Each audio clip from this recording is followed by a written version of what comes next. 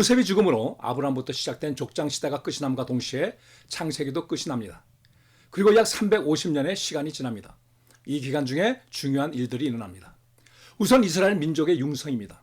야곱의 후손 70여 명이 모세가 태어날 즈음에는 20세 이상 전쟁에 나아갈 수 있는 남자만 약 60만입니다.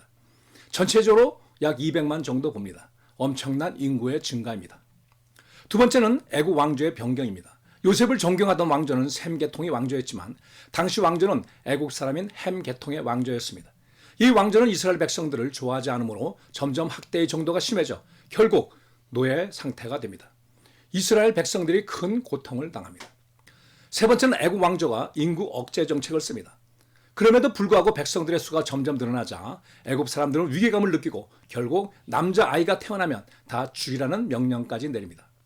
이스라엘 백성들은 큰 민족을 이루었지만 엄청난 고통과 위기 중에 있었습니다. 그러는 가운데 모세가 태어납니다. 모세의 아버지는 아브라함이고 어머니는 요게벳입니다. 그의 위로 누나 미리암과 형 아론이 있습니다. 이때는 남자아이가 태어나면 죽어야 했습니다. 그래도 그의 부모는 몰래 석 달을 키우다가 결국 갈대 상자에 태워 나일강에 버립니다. 하지만 모세는 공주에게 발견되어 구함을 받습니다. 모세의 누나 미리암은 버려진 모세가 너무 안타까워 그 상자를 쫓아가다가 이를 벌고 공주에게 다가가 모세의 어머니를 유모로 추천하였고 공주가 허락하여 모세를 다시 데려가 부모님 품에서 합법적으로 키웁니다. 젖을 떼는 시점에 모세는 공주에 의해 궁에 들어가 삽니다. 이때부터 왕자의 삶을 살며 최고의 교육을 받았을 겁니다. 이때 배운 여러 지식이 후에 200만이나 되는 백성들을 출애굽시키고 40년이나 광야에서 리더로서 살아갈 수 있는 힘이 되었습니다. 그러던 어느 날 모세는 이스라엘 백성들을 괴롭히는 애굽 사람을 보고 분을 내어 그를 죽이게 됩니다. 자신의 힘으로 백성들을 위해 무엇인가를 해보려 합니다만 이것이 탄로나 자기를 죽이려는 바로를 피해 먼 광야로 도망을 갑니다. 광야에서 시보를 만나게 되고 결혼하여 정착합니다. 그리고 모든 것을 포기하고 좌절하며 아무 희망도 없이 목동으로서 하루하루를 지내며 40년을 보냅니다. 인간적으로 완전히 무너진 상태입니다. 하지만 모세가 이런 상태가 되었을 때 하나님은 그를 사용하십니다. 하나님은 자기 힘으로 하나님의 일을 하려는 사람은 사용하지 않습니다. 모세가 양떼를 몰고 호렙산에 가까이 갔을 때 한 떨기나무에 불이 붙었는데 타지는 않는 것을 봅니다. 하도 신기하게 다가갔다가 하나님을 만났고 하나님은 그에게 이스라엘 백성들을 인도하여 애굽에서 나와 가나안으로 인도하라고 명령하십니다. 모세는 그것이 얼마나 힘든 일인지 잘 알기에 그리고 자신은 나이도 많고 능력도 없는 자임을 잘 알기에 이를 거절합니다. 하지만 하나님은 반간격적으로 그에게 명령하시고 결국 그는 사명을 맡고 그 후 40년간 여러 어려움 가운데서도 끝까지 잘 감당해 나갑니다. 이와 같이 자신이 맡은 사명에 대해 끝까지 최선을 다해 잘 감당하는 것이 하나님의 사명을 맡은 자의 올바른 자세입니다. 애굽으로 가는 도중에 아론을 만나 같이 애굽에 들어가 우선 백성들을 만나 하나님의 뜻을 설명합니다. 그 후에 모세가 바로를 찾아가 백성들이 자유롭게 광야에서 하나님을 섬기게 해달라고 부탁합니다. 그래서 이 말을 들은 바로는 비웃으며 오히려 이스라엘 백성들의 노역을 더욱 힘들게 합니다. 이로 인해 이스라엘 백성들이 원성이 높아지고 오히려 모세를 원망합니다. 이때부터 모세는 하나님의 능력으로 애굽 왕 바로에게 징벌을 가합니다. 첫 번째는 나일강이 피로 물들어 고기들이 다 죽어 악취를 냅니다. 두 번째는 온 나라가 개구리로 가득해집니다. 세 번째는 모세가 지팡이로 땅에 티끌을 치니 티끌이 이러면에 그 이가 온 나라에 가득해 사람들과 생축들을 괴롭힙니다. 네 번째는 온 나라의 파리떼가 극성을 부림으로 큰 피해를 받게 됩니다. 다섯 번째는 악질이 온 나라에 있는 생축에게 발생하여 많이 죽게 됩니다. 여섯 번째는 모세가 화로의 죄를 바로 앞에 날리니 이 죄가 악성 종기가 되어 애굽의 모든 사람들과 짐승들에게 생겨 큰 어려움을 당합니다. 일곱 번째는 온 땅에 무서운 불과 우박이 내려 하나님의 경고를 무시하고 들에 방치한 모든 동물들과 식물들이 큰 피해를 봅니다. 이때부터 애굽 신하들이 애굽이 망해되었다고 하며 바로에게 이스라엘 백성들을 보내라고 건의합니다. 하지만 바로는 듣지 않습니다. 여덟 번째는 메뚜기 떼가 온 애굽 땅에 번져 남아있던 모든 식물을 먹어치웁니다. 아홉 번째는 흑암이 모든 곳에 내려 아무것도 볼 수 없는 상태가 3일 동안 지속됩니다. 열 번째는 바로의 집은 물론 온 나라의 모든 집의 장남과 동물들의 처음 난 것은 모두 죽임을 당하는 재앙입니다. 하늘은 모세를 통해 마지막 재앙에 대해 바로에게 경고하고 이스라엘 백성들에게 이 재앙에서 벗어날 방법을 알려주십니다. 첫 달 10일에 1년 되고 흠없는 양이나 염소를 취하였다가 14일 해질 때 뼈가 꺾이지 않는 상태로 잡아 그 피는 집 양 옆 문설주와 임방에 바르고 고기는 무게원과 쓴 나물과 같이 먹고 남기지 말아야 합니다. 이때 허리띠를 띠고 발에 신을 신고 손에 지팡이를 잡고 급히 먹어야 합니다. 그날 밤 온 애굽의 가정과 짐승에 처음 난 모든 생명이 죽임을 당합니다. 하지만 하나님의 명령대로 집 문설주와 임방에 피를 바른 이스라엘 백성들은 죽음의 천사가 그 집을 넘어가므로 온전히 죽음을 피합니다. 즉 죽음의 천사가 피를 보고 그 집을 넘어갔다는 것을 유월이라고 하며 이날을 기념하는 날을 유월절이라고 합니다. 이튿날 애굽에 큰 슬픔이 있었고 바로도 장자가 죽은 것을 보고 비로소 하나님에게 완전히 패배를 인정하고 이스라엘 백성들을 보냅니다. 그래서 미리 준비하고 있었던 그들은 즉시 떠납니다. 야곱이 애굽에 이주한 지 430년에 떠나게 되고 이때 모세는 요셉의 유고를 갖고 나옵니다. 이 10가지 재앙에는 특징이 있습니다. 첫 번째는 하나님은 재앙의 정도를 점점 높이십니다. 결국 사람의 생명을 앗아가는 재앙으로 마무리 지으십니다. 이는 하나님이 하나님 되심과 만물의 주인이심을 바로와 애굽 백성들과 이스라엘 백성들에게 철저히 알려주시기 위해서입니다. 두 번째는 바로의 강팍함이 지속됩니다. 이는 하나님이 강팍하게 하신 것이 아니라 바로의 강팍함을 그대로 놔두신 것입니다. 바로는 물론 어떤 사람이라도 하나님의 도움이 없으면 도저히 자신의 강팍함이나 죄에서 벗어날 수 없습니다. 세 번째는 바로는 고난이 오면 하나님의 말씀을 일부 따르는 척하지만 그 고난이 끝나면 다시 불신앙으로 돌아가 계속 거역합니다. 끝으로 모든 재앙은 이스라엘 백성이 살고 있던 고센 땅은 제외됩니다. 하나님이 이스라엘 백성들을 보호하신 것입니다. 하나님의 애굽을 나온 이스라엘 백성들을 홍해 쪽으로 인도해 가십니다. 그리고 홍해가에 이릅니다. 얼마 지나지 않아 바로는 이스라엘 백성들이 떠난 것을 알게 되고 후회하는 마음으로 병거 600대와 모든 군사를 몰고 추적합니다. 이를 알게 된 백성들은 앞에는 홍해가 뒤에는 애굽 군대가 쫓아오므로 죽게 되었다고 하면서 애굽을 나온 것에 대해 모세에게 불평을 합니다. 이 말을 듣는 하나님은 모세에게 지팡이를 들고 손을 들어 홍해 쪽으로 내밀라 하십니다. 그러자 동풍이 불어 물이 갈라지기 시작했고 바닥이 말라 결국 백성들이 걸어서 홍해를 건너가게 됩니다. 그리고 하나님이 애국 군대와 백성들 사이에 흑암을 만들어 애국 군대가 이스라엘 백성들에게 가까이 하지 못하도록 막았습니다. 백성들이 무사히 다 건너자 하나님에 의해 흑암이 거치게 되었고 애국 군대는 급히 갈라진 홍해를 건너기 시작합니다. 그들이 중간쯤 도착했을 때 물이 다시 합해지면서 애굽의 군대가 전멸합니다. 이 모두는 정말 하나님만이 하실 수 있는 놀라운 역사입니다. 성경은 이 기적을 체험한 백성들이 모세와 하나님을 믿었다고 기록하고 있습니다. 분명히 백성들은 10가지 재앙을 보고 하나님의 능력을 믿었을 겁니다. 그러나 죽음의 위기가 오자 그들은 모든 믿음을 잊어버리고 원망했고 또 기적을 보고 다시 믿습니다. 기적을 보고 믿었다가 위기가 오면 불신앙으로 원망하고 또 기적적으로 위기에서 벗어나면 다시 믿는 등 이런 일들이 반복됩니다. 이와 같이 기적을 통해 얻은 믿음은 거짓이기 쉽습니다. 하지만 하나님은 이런 이스라엘 백성들을 끝까지 사랑하며 돌보십니다. 물론 불신앙에 대해 징계도 하시지만 그 징계는 백성들의 거룩한 삶을 위한 사랑의 징계입니다. 하나님은 한번 백성으로 삼으시면 끝까지 함께 하십니다. 우리에게도 마찬가지입니다.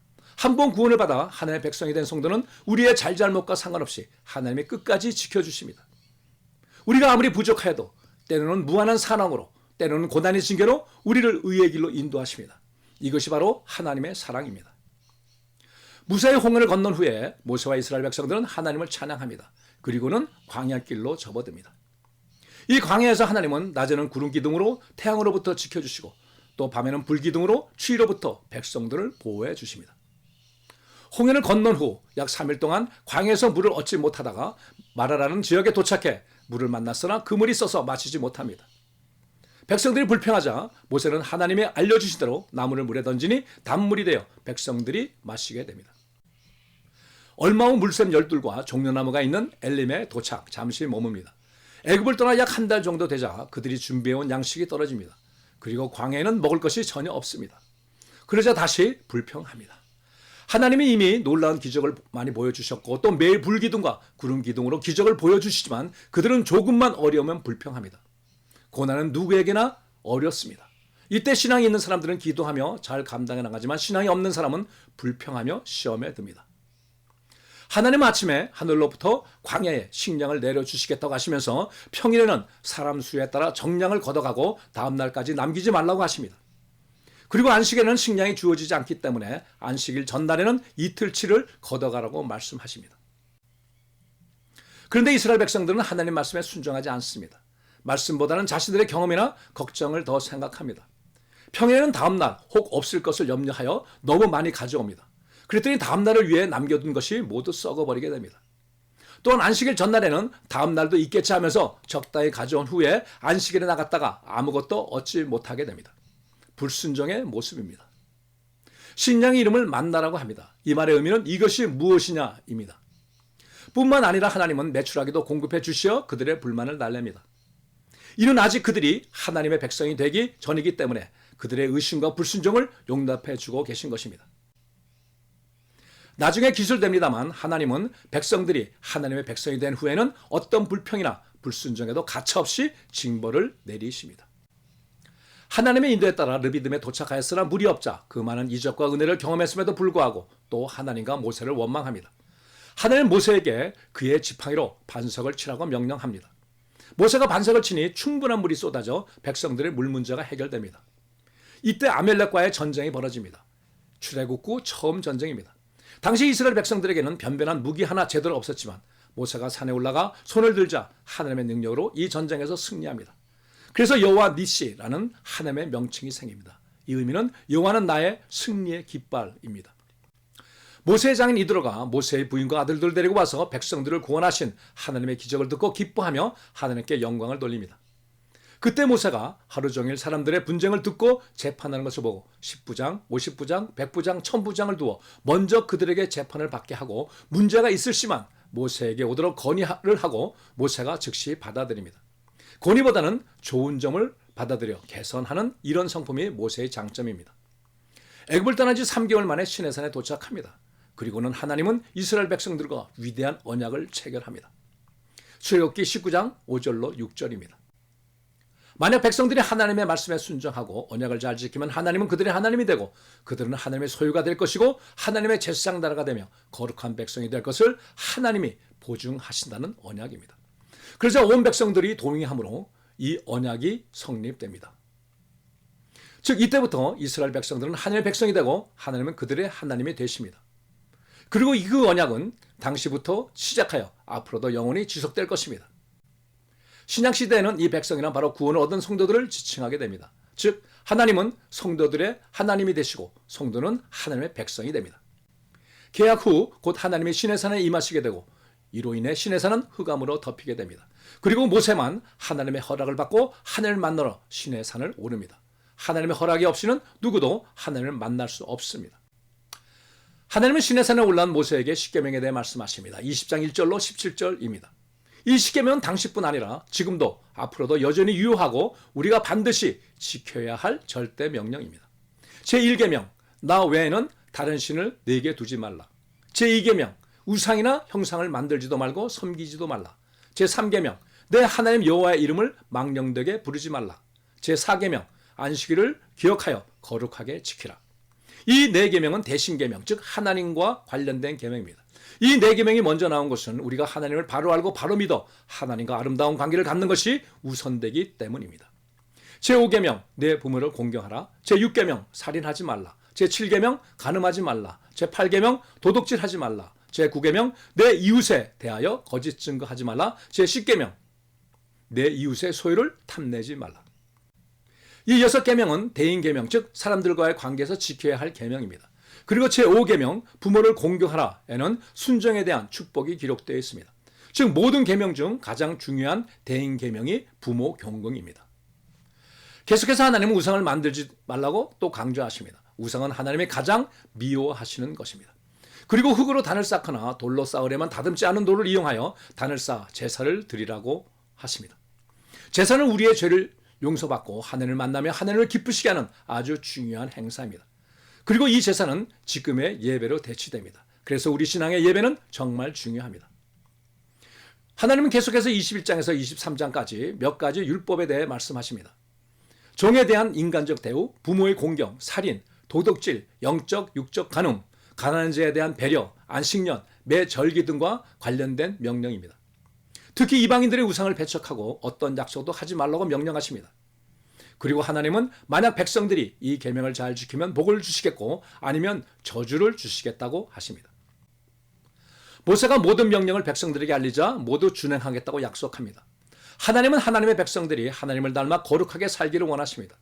그리고 거룩하게 사는 길은 하나님의 계명대로 살아가는 것입니다. 그래서 하나님의 백성이 되기를 원하는 백성들에게 먼저 모든 계명 중에 가장 기초가 되고 가장 중요한 십계명을 주시고 이 계명에 따라 살아가기를 원하십니다. 따라서 우리도 구원받은 백성답게 십계명 및 여러 계명들을 감사하는 마음으로 순종하며 살아야 합니다. 이상으로 출애굽기 1편을 마치고 다음 시간에는 출애굽기 2편으로 제사를 드릴 수 있는 성전과 제사장 그리고 길타 율법에 대해 말씀을 드립니다. 많은 관심과 기도 부탁드립니다.